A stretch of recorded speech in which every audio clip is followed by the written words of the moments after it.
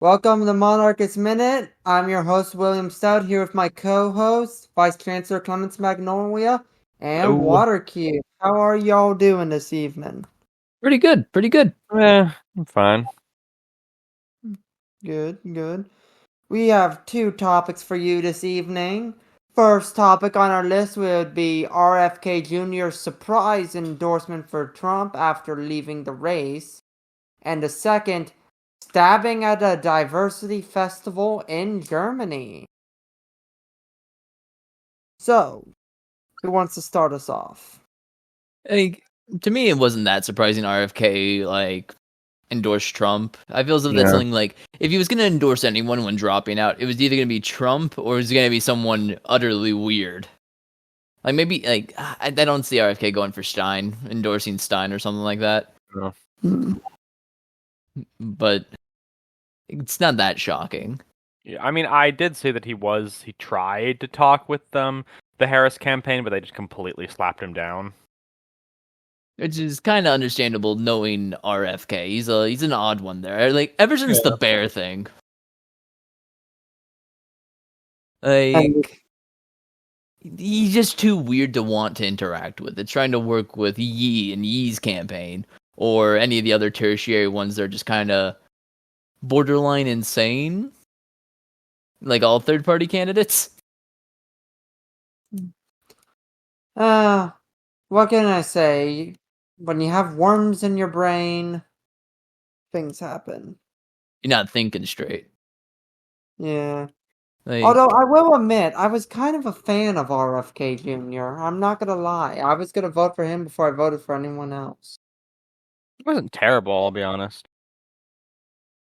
for me, he just was just too strange and out there to be a statesman.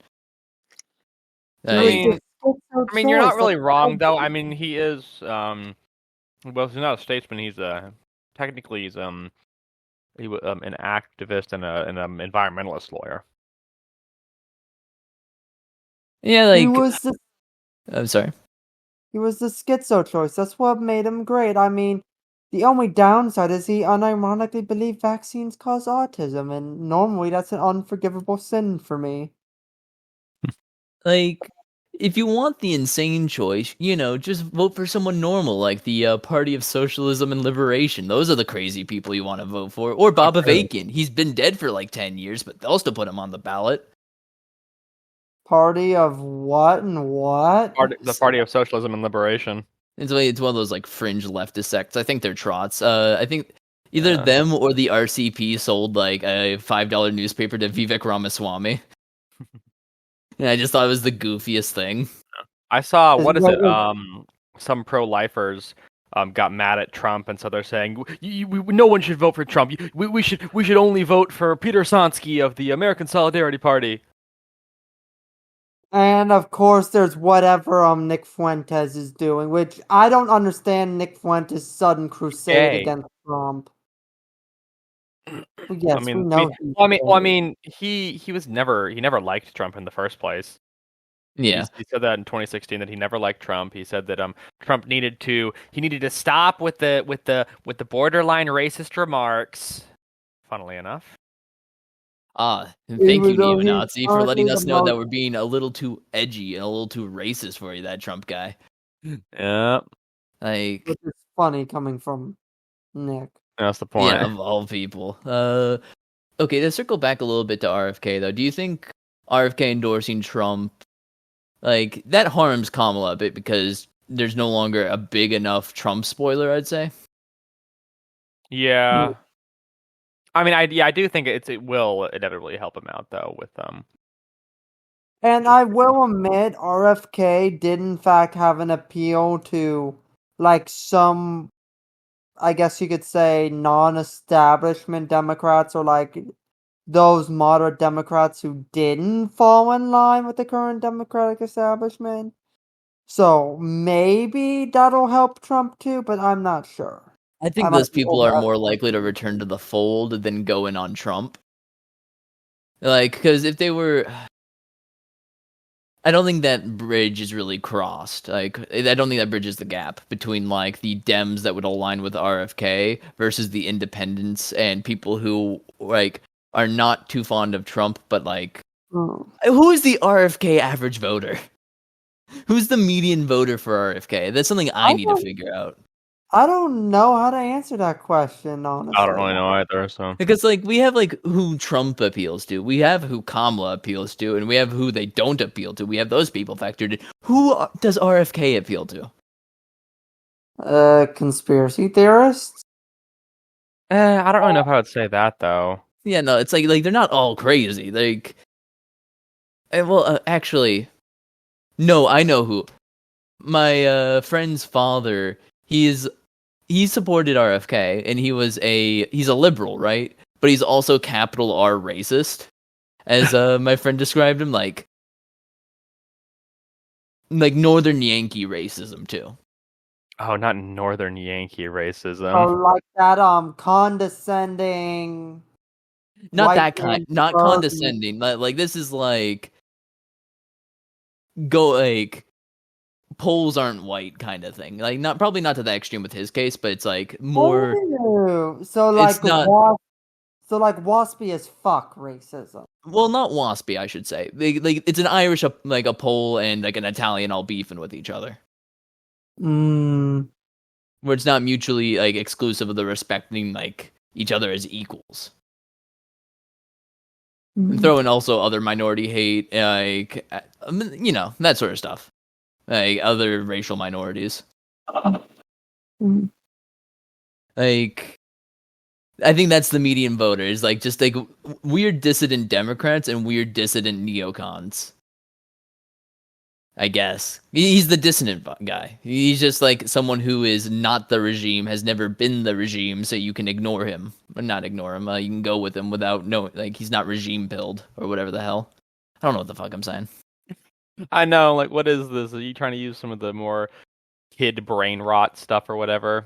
No, I've been reading too much left communist Twitter, and they say the word regime and regime pilled all the time because they just talk about state worship.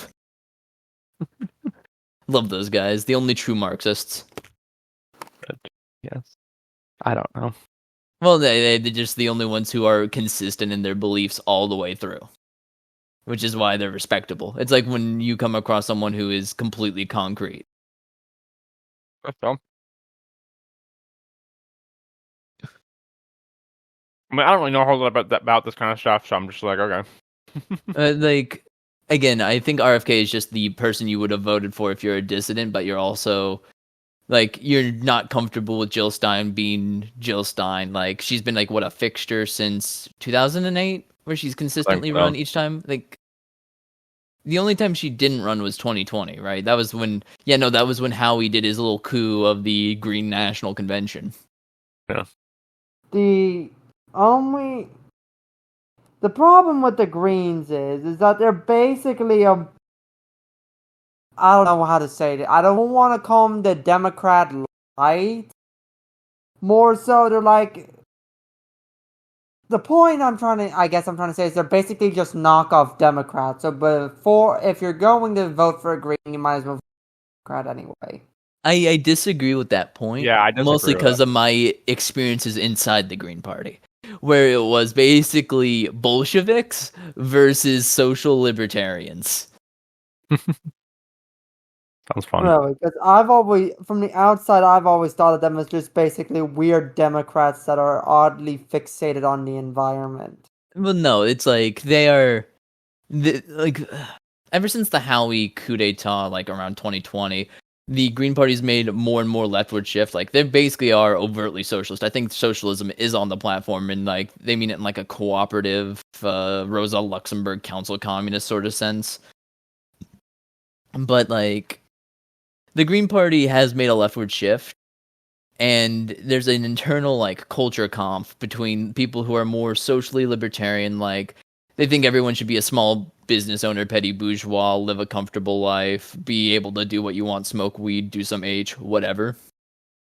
And then you have like the people who want to use the Green Party as the organism, or like the party organ, to overthrow modern liberal capitalism. and there is no in between. Yeah.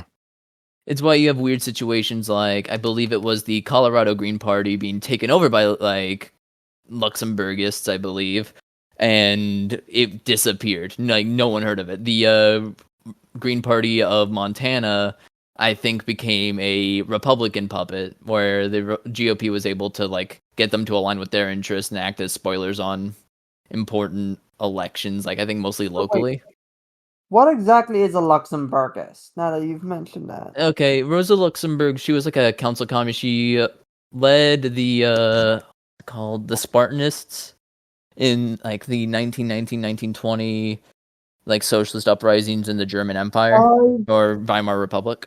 I've heard of the Spartanists before. That sounds familiar. Yeah, I remember them. Like, I might be getting some little factoids wrong, but a lot of it's about like local. All power to the Soviets. They took the all power to the Soviets part literally when they set up their workers' councils, gave them complete authority, and it's like a weird libertarian socialism. Some people interpret it as libertarian, some people interpret it as authoritarian. It's also like against self-determination because Rosa Luxemburg talked about how Poland should not become a nation. That's strange. Interesting. Yeah, like I think there's like multiple letters from her to either Lenin or Trotsky saying, "Do not give the Poles a nation. Whatever you do, do not allow them to have a national identity. Destroy the Pole." Why? Typical. Because I don't know.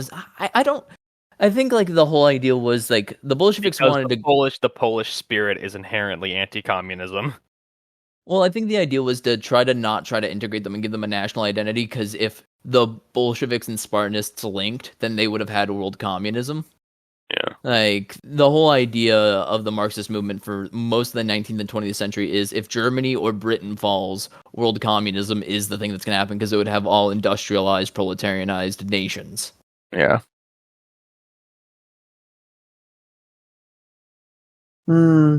Like, even to this day, you'll see some people posting, like, oh, we'll never have the fall of capitalism. The revolution in Germany failed. It's so over, guys. The end of history is here. God, I hate the idea of the end of history. It's so stupid. Okay, Fukuyama was kind of right, but mostly wrong.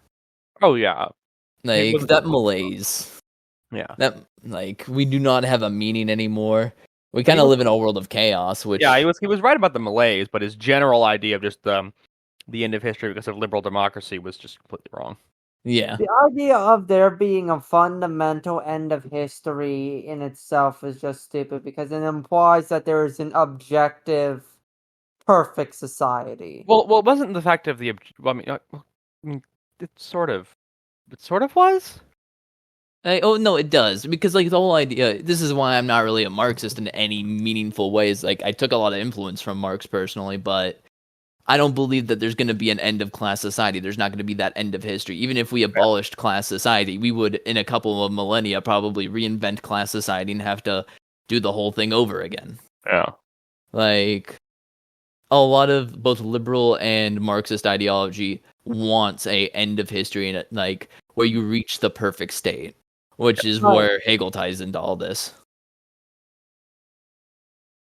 And, I wrote about this most recently in the Substack article I worked on, talking about dystopia.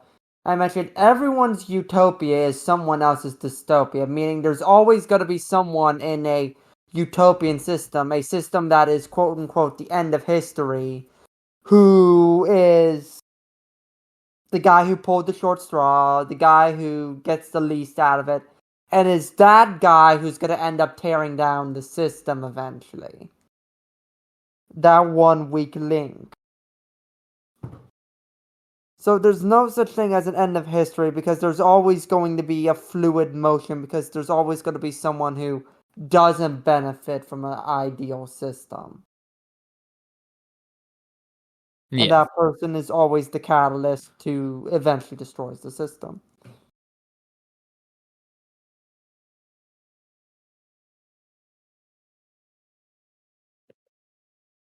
Yeah.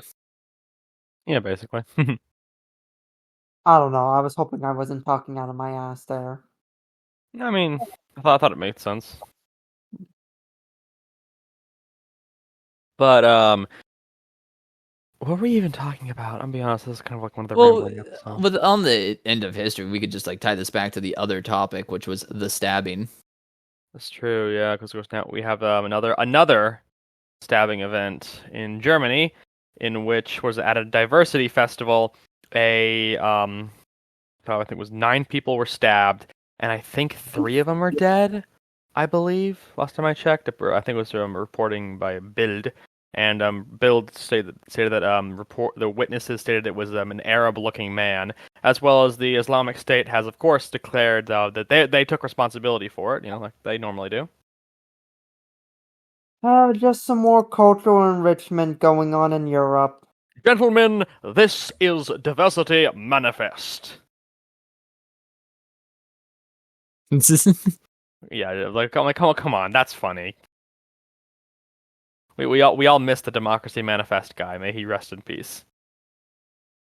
The thing about all the diversity and stuff, and I'm not necessarily opposed to multiculturalism, but I feel like Europeans don't actually understand multiculturalism or how immigration actually works. And partly I blame us as Americans because we kind of created this false national mythos of our own age of immigration actually doesn't reflect the reality of immigration. There's a bit of a misunderstanding though, because the fact of the American idea of multiculturalism is not the same thing as what we now see as multiculturalism, which is more of a sort of a, would I say it's a more cosmopolitan, you think? 'Cause I think it's more of a cosmopolitanism than it is than what Americans say multiculturalism is. Because for us, people still come into the general American culture. Like you still have to integrate within the general American culture. It doesn't matter where you're from. You're gonna end up drinking Coca-Cola and smoking a Newport at some point. Right. Exactly. It's over for you. It doesn't matter. You're gonna love football. You're gonna maybe watch some baseball. You're gonna drink your Coke. You're gonna love the flag, and yeah. And your general Americanisms. And part of the reason that is because America as a identity, since America is such a young country, we don't have a very rigid cultural tradition. So I've said this before, and I think I've said this when we were talking about policies of MOA in regards to identity and citizenship and everything, that America is a culture of physical things or a culture of tradition. It is a culture of mindset. Where America isn't necessarily, being an American isn't necessarily an ethnicity, more so as it is a psychological state of being. It is a mindset. I don't know if I'm convinced. No, I think I agree with you there. I was actually having a conversation with Grave about this earlier today. Like, the American mindset is also one of the few mindsets that can actually do idealism, where Europe failed to do idealism. Like, we have a unique mindset as a result of our birth after the Enlightenment as a nation. Where we have a different cultural context completely, where we're able to integrate more people because everyone's an American, they just don't know it yet. Well, my thought process when I say that being an American is a mindset rather than an ethnicity is that those things that define who we are as a people are more psychological in nature than cultural. Traditional, I guess you could say traditional, where our idea of what an American is has more to do with how someone conducts themselves rather than traditions passed down or beliefs or principles. Yeah. And it goes back to that whole concept of rugged individualism and fundamentally an American is someone who takes care of themselves first, who looks out for themselves first. Yeah, better or worse. Our base of our identity is a very vapid individualism for the most part, which is not the greatest thing, but it's something that we have to deal with the byproduct of, especially when trying to create a better national identity. Yeah. Because it does not really. It's why we have the person who is like yearning for the apocalypse, because they're going to be able to live out their Rambo phase. It originates in frontier society, and it basically comes down to the idea that America was founded by settlers that were basically forced to rely on themselves before anyone else. And that's why we don't have a strong communal mindset, and we have such a strong individualistic mindset, because American society and American culture, our entire nation was basically founded on people who had no one to rely on but themselves. Yeah. Yeah. It's something to be to explore, and also in some ways to overcome and rectify, because I view that as it puts America in a unique position, because we can forge a collective, I'm a collectivist at the end of the day. I'd like society to be working together instead of valuing the individual over the collective, at least when operating as a society. And I feel as if our individualism puts us in the specific position to do a collectivism where it's actually organic, because people will come rediscover that social contract of communities. And we've kind of started to do that organically already, because a lot of people are just yearning for community. Yeah, we naturally want something to connect to. We naturally want something that we can put ourselves into. Yeah, it's why a lot of people try to grasp onto institutions, because those institutions do seem solid. Like, there's a bunch of people who have jumped around religions just trying to find community instead of, religious enlightenment. Yeah. Or truth.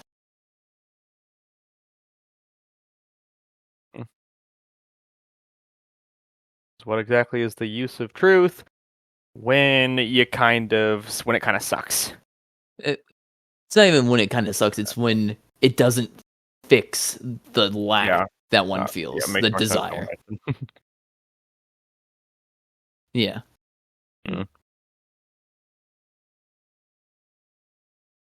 Well, there's one thing for sure. Those immigrants in Germany will never be German, as hard as the Germans might try. Well, it's also the fact of multiculturalism. I forgot to say this, but one of the problems with it is that it tries to take the original and dominant culture and push it to the side, but while at the same time then taking those other cultures and just continuing to allow them to prop up. So it's not actually a multicultural system. It's more of the fact of not trying to crush cultures, but a misunderstanding of how in a multicultural system either there's every single culture that are divided up and separate, or a more unified general culture that can have subgroups. And they're struggling with pluralism, basically. They don't understand it can be because you can do multiculturalism, right? But the Europeans don't understand pluralism. They either expect the minority that's moved in to act like the dominant culture, or they expect them to still go along with the dominant culture. Because I don't think they push the dominant culture aside per se, but they try to make concessions. It's not a melding, but it's conciliatory. Yeah. That was a much better way of putting it than I did. I think part of the problem is that many people who are multiculturalists today are what I refer to as aestheticists, where they tend to treat cultures as something akin to a costume. Something that someone just puts on, and it's, surface level only. It's aesthetic in nature. It's like when a white person tries to code switch to African American vernacular English, because they're trying to treat that culture and the identity there as a costume. Right, exactly. But the problem is that a culture is not merely an aesthetic. It's a mindset, a psychology, a system of behavior, values, morals. And sometimes these systems of values, morals, and behaviors aren't compatible with each other. Like the reason that America failed to, I guess, for lack of a better term, liberalize Afghanistan is because the fact of the matter is that the Afghan culture and Afghan society is not compatible with American liberal Western values. That's just the truth. Yeah. You can try to force it in that box, but it's gonna like screech and Yeah, it was never able to naturally develop. Yeah, like it's why also a lot of these nations like Syria and Iraq, when they start going through their like ideological developments, when they're allowed to do it on their own terms, they tend to turn to like a pseudo-fascism with like the Ba'ath Party, because like they need to build that national mythos in order to move on based off of like either basic tribal like identities or build a more national identity.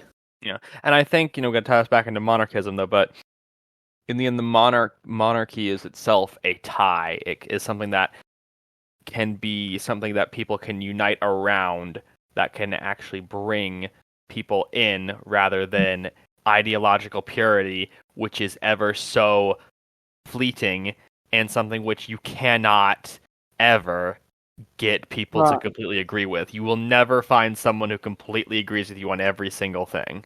And a lot of these older nations, a lot of their cultural values, a lot of their beliefs were established by these earliest monarchs in their history. Like, how much of Chinese society can really be traced back to Qin Shi Huangdi, the first emperor? Yeah, legalism, I think. Yeah, and all of the institutions he set up in the cultural norms, or to the Han Dynasty. Monarchs matter, especially those that occur very early in a society's culture. Heck, I know that George Washington technically wasn't a king, but how much did George define the presidency to the point where the presidency is unequivocally tied to who he was as a person? Yeah. Like, with those who first inhabit the institution, there's an innateness for what they set up to last, and also like a monarch in general is just an institution that you can latch onto, because the person and the office are just easy to latch into as a unifier outside of cultural norms. It's like how many multi-ethnic, multicultural kingdoms existed throughout the entire medieval period, where you'd have like Germans, Franks, Italians. Dutch, Italians, even the Slavic peoples that were still there too, because they marched across and entering Slavic lands. Even Catalonia was a part of France for a while. Yeah, like these monarchs are better at maintaining a multicultural system because it's a neutral position. The monarch might not be of your culture, but the monarch does not care about your culture. The monarch is about fealty. The office is about fealty. Exactly. The office is not about you having to be pure to the idea. It's not about the idea. It's about fealty to an institution, into a person. It's about loyalty, and loyalty is above all the most fundamental, most primal base emotion or feeling in any society. And it's, we could tie it back into how monarchs tend to be paternal figures or inherently parental figures. And how the family is the most basic building block of society, and because a monarch is inherently a parental figure, it inherently makes the nation one giant family. Yeah. I think on that note, we can finish up our podcast for tonight.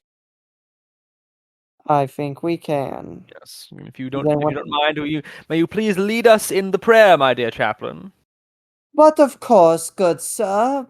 Please bow your head and pray in the manner you are accustomed. In the name of the Father, Son, and the Holy Spirit. Our Father, who art in heaven, hallowed be thy name. Thy kingdom come, thy will be done, on earth as it is in heaven. Give us this day our daily bread, and forgive us of our trespasses, against cutting out well. And lead us not in temptation, but deliver us from evil. For thy is the kingdom, the power, and glory forever. Amen. Amen. Amen. Thank you for joining Holy us Spirit. this week. No, I get to say it. No, thank you for joining us on this wonderful episode of Monarchist Minute. We hope to see you again soon. And don't forget to do all those YouTube things.